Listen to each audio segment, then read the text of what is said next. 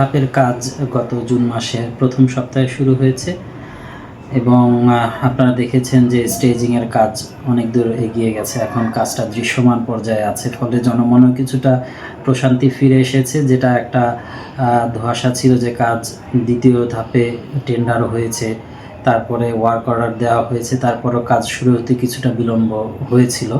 মূলত সেখানে ডিজাইন অ্যাপ্রুভালের বিষয় ছিল, এই কারণে 1 মাসের মতো সময় লেগেছে দ্বিতীয় ধাপের কাজ শুরু হতে। আশা করা যায় যেহেতু নদীর মধ্যে একটা পিয়ার হবে, সেটার জন্য পানি কিছুটা কমার অপেক্ষা করতে হবে। আশা করা যায় মোটামুটি 5 থেকে 6 মাসের মধ্যে এই কাজটা সম্পন্ন হবে এবং কাজটা শুরু করাটাই একটু জটিল বিষয় ছিল।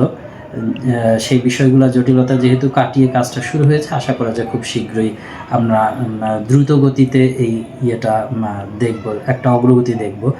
আমাদের মাননীয় সংসদ সদস্য মহোদয় নিজে নিয়মিত এই ব্রিজের বিষয়ে খোঁজখবর রাখছেন, ফলে ঠিকাদার সহ যারা সংশ্লিষ্ট এই কাজের সাথে কর্মযজ্ঞের সাথে জড়িত আছেন সবাই অ্যালার্ট আছেন।